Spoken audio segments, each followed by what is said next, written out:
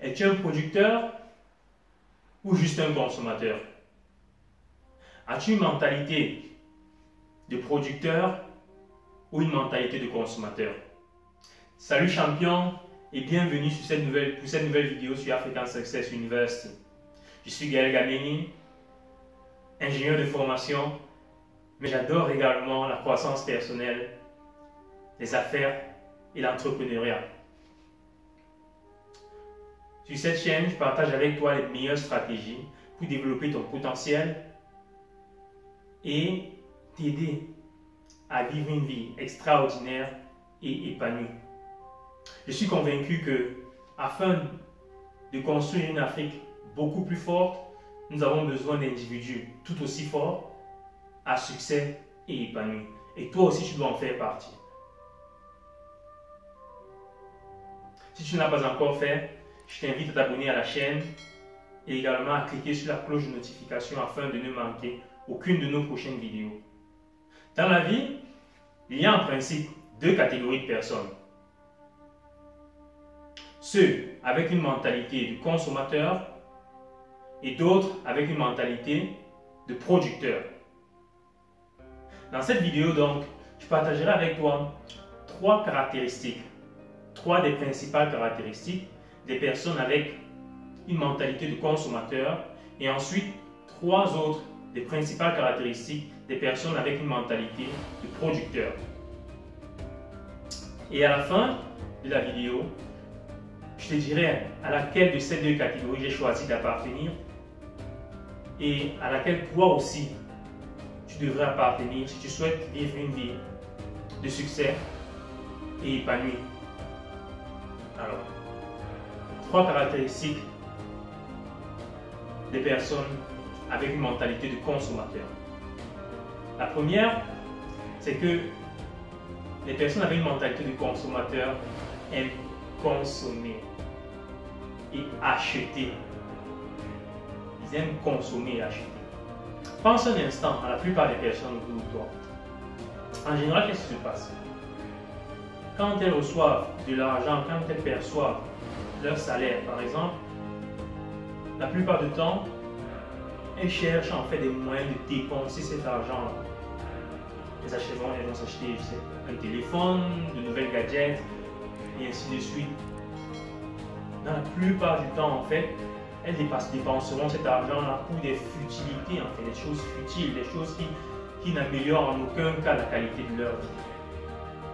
Ils trouveront toujours un moyen de consommer, de dépenser. Et la plupart du temps, ces personnes, qu'est-ce qu'elles font? Elles regardent en fait le monde en fonction de ce qu'ils peuvent percevoir, de ce qu'ils peuvent recevoir, de ce qu'ils peuvent prendre dans le monde, au lieu de le regarder en fait en fonction de ce qu'ils peuvent donner, de ce qu'ils peuvent contribuer dans le monde. La deuxième caractéristique des personnes avec une mentalité de consommateur est que ces derniers perdent tellement de temps sur des choses inutiles, des choses qui ne leur apportent rien du tout. Je me souviens que jusqu'il y a 3 ans, aujourd'hui, je passais au moins 3 à 4 heures de temps par jour à regarder la télévision et surtout les programmes sportifs, le football en particulier. Pour ceux qui me connaissent, tous ceux qui me connaissent en fait savent que j'ai toujours été un passionné de foot. Un passionné de foot. Et non seulement je jouais, mais je regardais aussi du foot à la télévision. Et je suivais presque tous les programmes. Donc imaginez 4 heures de temps par jour. Ça fait 28 heures par semaine. Ça fait 1456 heures par an à regarder juste la télévision. Ça fait 61 jours entiers par an à regarder juste la télévision. Ça fait 2 mois entiers par an, sur 12 mois, 2 mois passés à ne regarder que la télévision. Et comme je dis, des programmes futiles, des programmes qui n'apportent absolument rien. Et bien sûr, j'ai dû changer les choses en fait. J'ai dû changer les choses parce que je ne pouvais pas continuer ainsi. Et beaucoup de personnes sont dans ce cas. Les personnes qui ont une mentalité de consommateur perdent du temps sur des choses qui ne leur apportent rien, sur des futilités en fait. La troisième caractéristique des personnes avec une mentalité de consommateur, c'est qu'ils ne prennent jamais la responsabilité de leurs résultats ou encore de leurs mauvais résultats. Les personnes avec une mentalité de consommateur, en effet, tendent toujours à accuser les autres. Ils accusent le gouvernement, ils accusent la société, ils accusent leur environnement, ils accusent en fait les autres. C'est toujours la faute des autres, mais ce n'est jamais leur propre faute. Ils ne s'accusent jamais, ils ne se remettent jamais en question. Ils estiment toujours que s'ils n'ont pas une certaine chose, c'est à cause d'autres personnes. Ils ne comprennent jamais que quelquefois c'est important de se remettre en question et de prendre la responsabilité de ce que des mauvais résultats que nous avons, afin d'agir et de changer les choses. Ils attendent toujours que ce soit d'autres personnes en fait à leur procurer des solutions, à trouver des solutions à leurs problèmes. D'un autre côté, nous avons des personnes ayant une mentalité de producteur. Et voici donc trois des principales caractéristiques des producteurs. La première, c'est que les producteurs, ou encore les personnes avec une mentalité de producteur, créent et offrent des solutions pour les autres. Les producteurs sont ces personnes-là qui utilisent leurs dons, leur talent pour résoudre les problèmes de leur communauté, de la société et du monde en général. Ils comprennent que toute difficulté, tout problème qu'ils rencontrent, en général n'est qu'une opportunité pour eux de trouver une solution et de l'offrir à des personnes qui ensuite consommeront cette solution-là et feront d'eux éventuellement une machine à production de richesse. Les producteurs en général regardent le monde en fonction de ce qu'ils peuvent donner, en fonction de ce qu'ils peuvent contribuer en fait, et non en fonction de ce qu'ils peuvent prendre, de ce qu'ils peuvent recevoir du monde. Non. La deuxième caractéristique des personnes avec une mentalité de producteur, c'est qu'ils apportent de la valeur. Ils donnent de la valeur. Jim Rohn, un entrepreneur et un des meilleurs motivational speakers de tous les temps, avait pour habitude de dire ceci: tu es payé pour la valeur que tu apportes sur la place du marché. Tu es payé pour la valeur que tu apportes en fait sur le marché. Et là, c'est clair que c'est beaucoup plus business, c'est beaucoup plus affaires et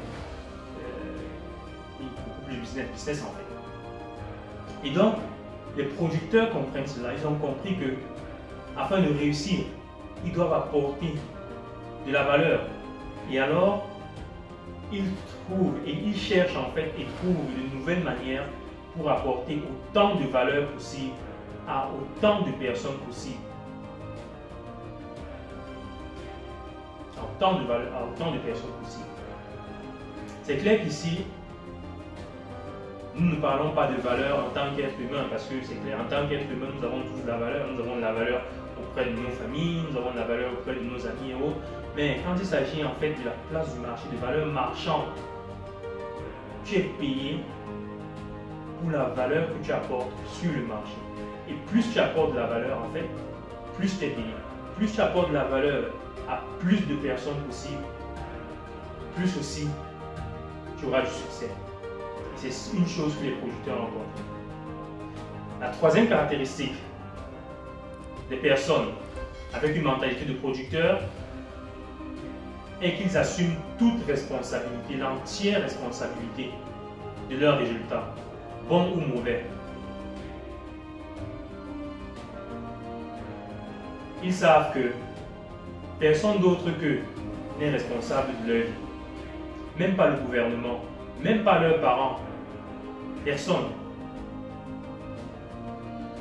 Les résultats qu'ils obtiennent sont leur entière responsabilité, qu'ils soient bons ou mauvais.